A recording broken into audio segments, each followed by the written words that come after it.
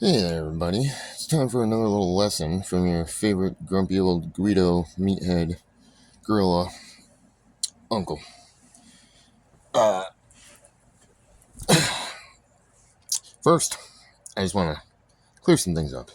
There's a lot of idiots going on YouTube and the internet, and they're all out to get views and whatever, so they make all this bullshit content. It ain't doing you any good. Let me give you the clearest and most honest answer regarding PEDs, and very specifically steroids, okay? And even more specifically, when it comes to what is a dangerous one or a safer one. First of all, if you're worried about possible side effects or potential negative consequences of PED use, then PEDs are not for you. Okay? That's the bottom line. You shouldn't be using them then. If you can't do the research, if you're not willing to take the risks and deal with the consequences that may come, which there are some, most are avoidable, almost all of them, and the ones that aren't are usually acute, short duration, reversible, or just temporary, okay? However, due to the very, very complex nature of how our bodies work and how every single person on Earth is slightly different, okay? It's not as simple as take substance A and such happens, okay? There is literally a litany of effects and cascading systems that reverberate throughout your body and can contribute to who knows what, okay? Now, with that being said, bodybuilders, since back in Arnie's day, have thrown risk and safety measures out the window, knowing darn well they could be killing themselves or dying early or whatever. They knew the consequences might be whatever, because there really was no information. They were their own test bunnies, okay? They were the researchers, the test subjects, the scientific evaluators, the everything, okay? And that's the way it should be. And honestly, until very, very recently, the medical community was so hands off on the subject due to government bullshit.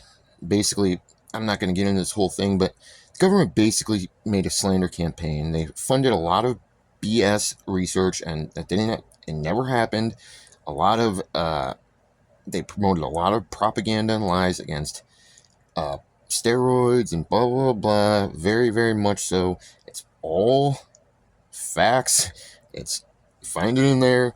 It's just a big campaign. So doctors were like hands off, okay?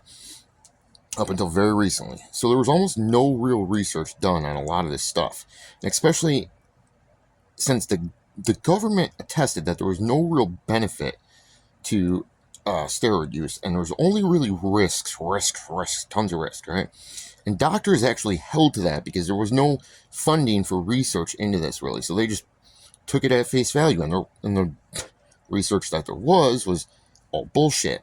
Government funded, and no research was actually done. It was just whatever they wanted findings to be is what was published, okay?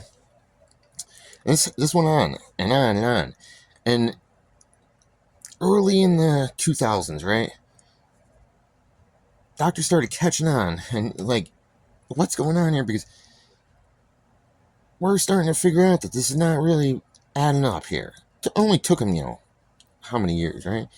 So what did they do? They went to the bodybuilding community and they said, what do you guys do? What dosages do you take? What's your protocols? What's your cycle duration? What's your post cycle look like? How do you deal with side effects? How do you do this, that, the other thing, blah, blah, blah. And then they took all those findings from the bodybuilding community, and that's how they based their actual research studies. And it was based off of input from the only people who had any actual real world, anecdotal, any experience with it on almost all of these substances, okay? And this is a plethora of things. I'm talking like the gambit, okay? And same thing with peptides, okay? Years and years and years, there, people never could understand how these elite athletes could bounce back so quick from injuries and everything. Well, they had TB 500, they had BPC 157, they had GH secretagogues, they had growth factors, they had all this stuff that they were using. They're not going to tell. Here's the thing: when you're a competitive athlete and you're going for a top tier title, you might all kind of know that you're all taking stuff, right? And you might even tell people what you're taking, but you're never going to tell them everything you're taking. You're never going to tell them the right dosages, and you might tell every single person something different because you never want to give your advantage up, okay? So you might admit to it, you might even admit to what you're on, but you're never going to give the full scope of anything. So when Arnold and those guys back in the day say, oh, we just took some test and Deca and a few Dianabol, that's BS, okay? They were popping D-bowls like it was Pez, and they were like sugar fiends, like 12-year-old sugar fiends, basically. D-bowls, like by the bottle, right? Test. They were doing everything. They weren't doing dosages like they are today, obviously, but the D-bowl, they were doing a lot of orals, they were doing a lot of stuff, and they were their own guinea pigs. There was no research, there was no real evidence. They were just finding these compounds. A couple intelligent guys would come across something, and then it'd kick on. They'd hand it to one guy'd pass it off to another, then rumors would go around. That's how it all worked for the entire, I mean, it's still that way. Bodybuilding communities still are at the forefront, way before, because we don't have any FDA approval process. We see something we think might help us in some way or our performance, and we take it. We take it at our own risk, and if we end up injured, we knew the consequences going in, but we're willing to take that for the potential benefit because we're nuts. We're a different breed. So if side effects are your concern, PEDs are not for you, dude. Peptides, most of them are pretty. Actually, let me just be very clear here. The vast majority of peptides are 100% safe, effective, far more effective than any big pharma meds, especially in the United States, okay? Almost zero side effects, and there may be one or two exceptions, and then you have the one caveat with that, which is because they do have certain effects in the body because they're messenger, they mimic hormonal hormones in the body, they mimic messaging modulators, chemical messengers, modulators, growth factors, all the stuff, okay? Signaling and release, uptake stuff, everything, okay? Peptides can mimic because that's how our body actually communicates with on the hormone level, which is a layered clusterfuck of shit that you're never going to understand. Every single person is different, okay, and is going to react different. So there's never going to be a this is what you're going to have an effect of for certain, and these are your potential side effects for certain. Now there are stuff that very rare that anyone, and there's no correlation in any anecdotal research, blah blah blah blah. One of those things being brain cancer or any cancer for that matter. Think about it like this: your body produces these hormones naturally. If you already have a tumor, especially one that's androgenic stimulated, right? So say prostate tumor, okay? High androgen levels will stimulate its growth. If you already have a tumor, right, and you take more androgens, yes, of course it's going to grow that. But it's not going to be the cause of it. There's no correlation in any of the studies with cancer and steroids, okay? Let's get that right off the bat. Liver issues? Yes, with orals and hepatotoxic injectables, yes, but this is all besides the point. The point I'm trying to make is this.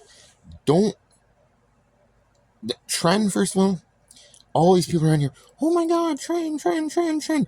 You know what the worst thing about Tren is? How freaking amazing it is.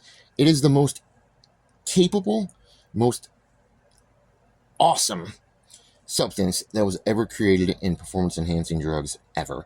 It's the only steroid that you can be in a caloric deficit, still gain muscle. You put on strength, you put on size, everything you gain is hard, solid, lean mass. No fat, no bloat, no water, no nothing. You don't have any estrogenic side effects. You run the risk of progesterone and prolactin side effects. However, those are rare. Only once in a while, people were very sensitive to it. I had a friend who started lactating. You just can't take progesterones. So no DECA, no Drawl, no Tren, no, none of that stuff, okay? Stays off that, he's fine. He can take all the tests he wants. You don't take anything. No antioxidants, no nothing. But he's very sensitive to progesterone and prolactin. So takes Tren, he freaking starts lactating like a freaking pregnant chick. Weirdest shit ever. But a little Pramipraxol, blah, blah, blah, it's all over. Week later, he's fine, right? It's just a funny story I can tell 6 years later and still make fun of him for. I remember that guy, you were squirting milk out here. Whatever. Anyways, I'll never forget that phone call. But that's one case of how many people and how long. Another thing, okay? All these people around here, Tren and sex drive. Let me tell you what. Tren is my go-to. It was my go-to. I can't do it anymore because I get really bad migraines when I take it because my high blood pressure and I already have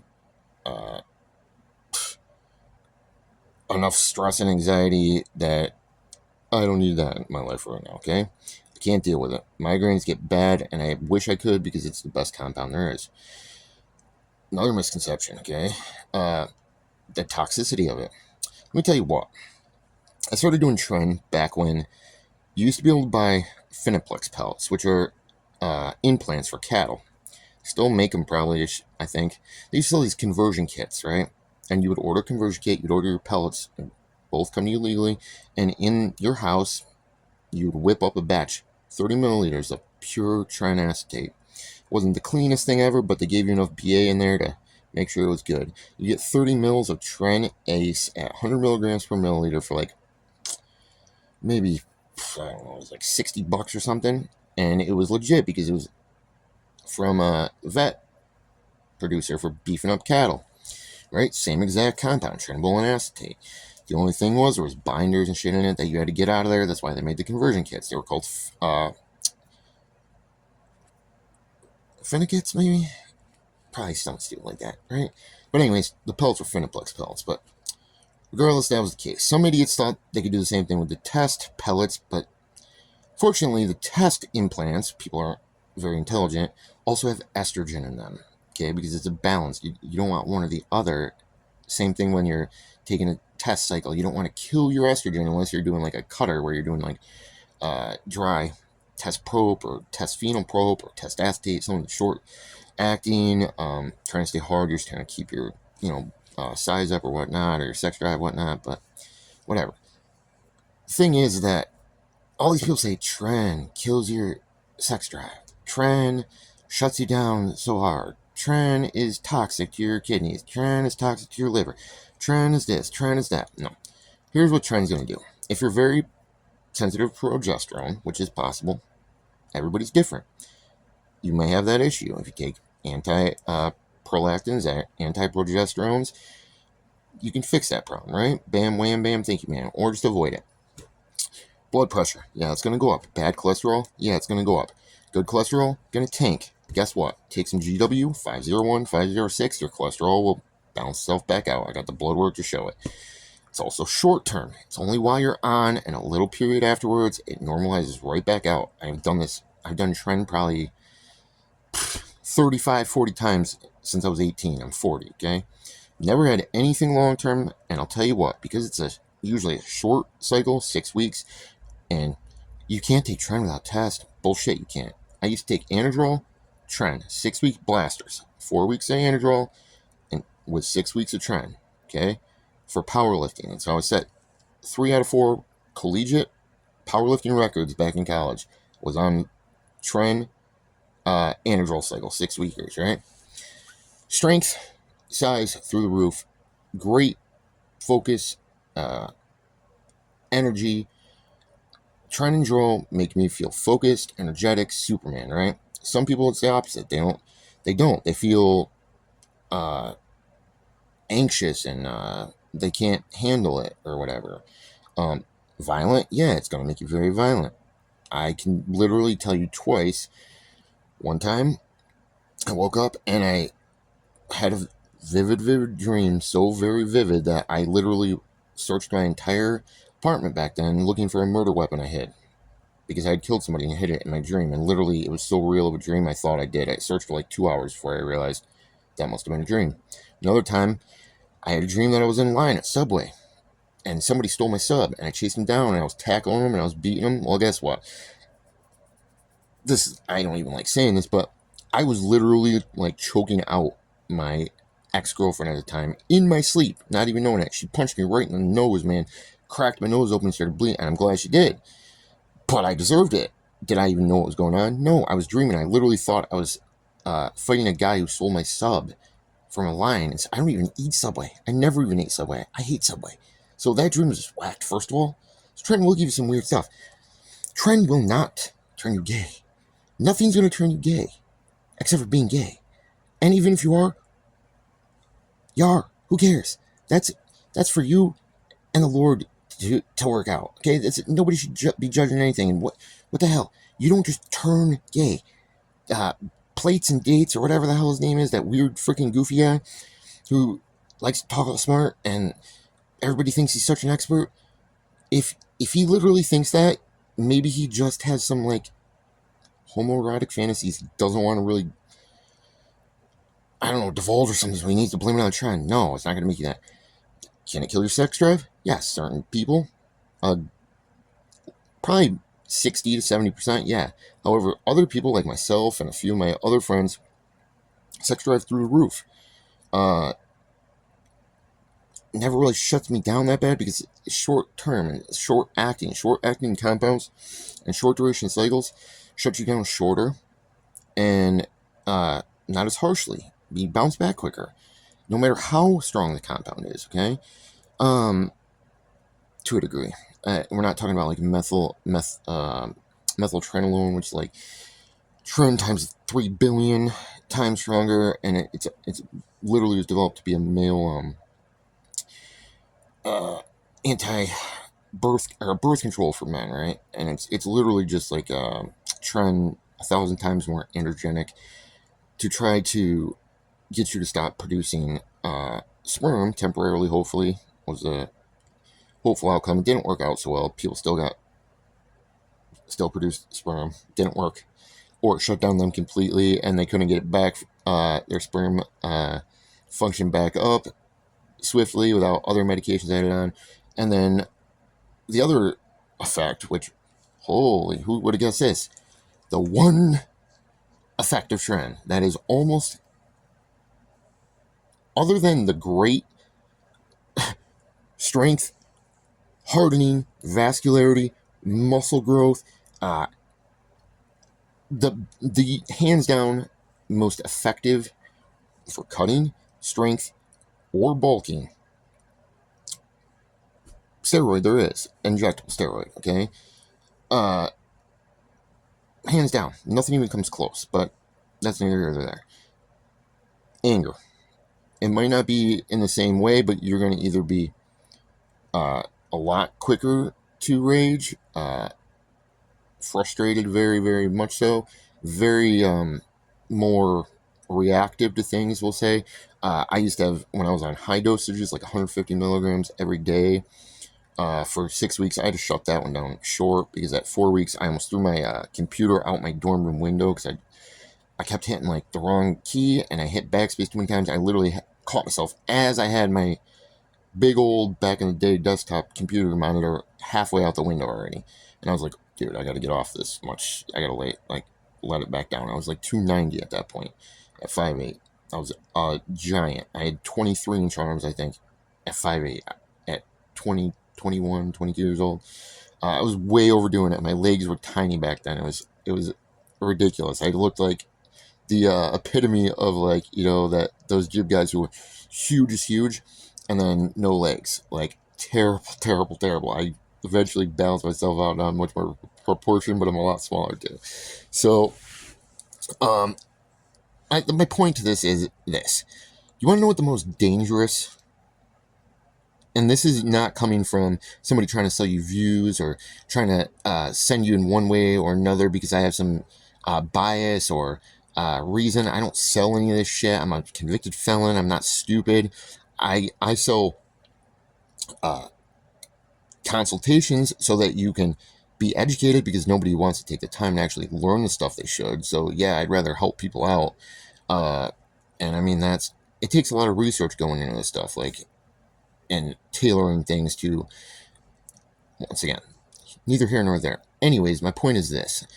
I have no reason to lie to you. I don't care about views. I don't care if you watch this or not. I'm just giving you the truth, and here it is. And this is from a person who's had experience themselves, 20 years as their own test subject on every single substance almost you can think of, consulted and coached others, was a source for a long time, friends with a bunch of the top UGL guys that ran those things.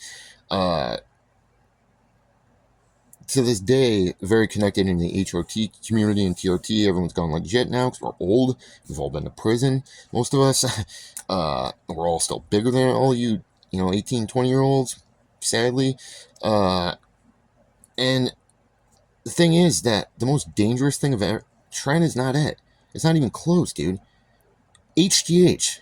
And not all HGH, but possibly any HGH. Because I'm going to have to make a separate video on this now because I went on a huge rant. But I'll just give you click on the video thing and I'll do the linky thingy thing if I can figure it out. HGH is hands down, by far, without a shadow of a doubt, the scariest, potentially most deadly, lethal PED in existence. Hands down, regardless. It doesn't matter if you're talking about CNS stimulants, amphetamines even. It's more dangerous, potentially more dangerous than that. It's way more dangerous than Tren or any of the other hormones.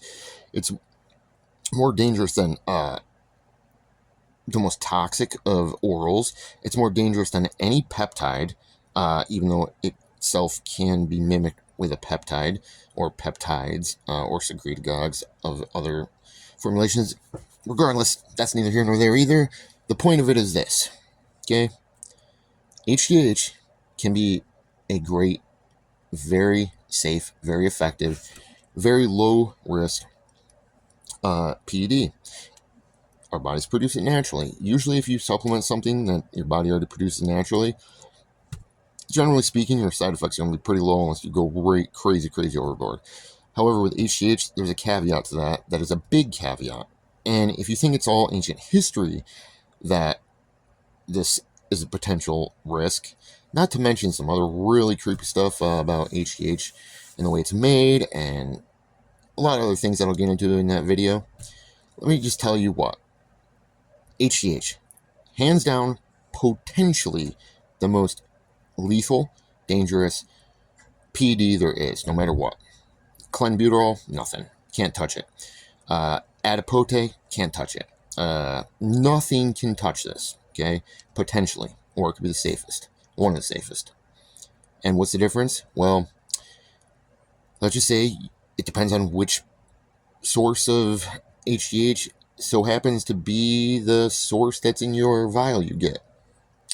So, and if you think you know what source it is or the manufacturing process that created your HGH, let me give you a little heads up on how things work in the pharmaceutical industry, and you're better off getting it from a UGL, and I'm going to tell you why.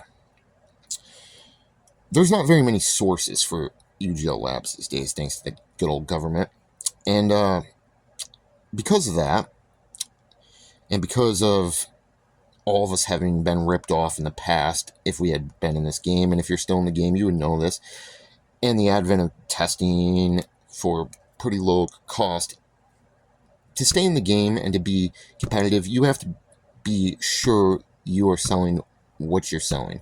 And the only way to do that is through testing your stuff. And if you have trusted sources, your source doesn't want to lose you to one of the other handful of sources, okay? The competition is high, the stakes are high, and you can basically tailor whatever you want, and they will give it to you the way you want it if you have one of the good ones. If you don't, they might, low dose you or something like that, or try to pass off something to something else, but those are not going to last long, because any good UGO or supplier or reseller or whatever it is, they're going to catch on right quick, and that supplier is going to be out of business or on a scam list real quick. Okay, now pharmaceutical companies, on the other hand, well, they don't play by rules, and they don't give a crap about you or the customer.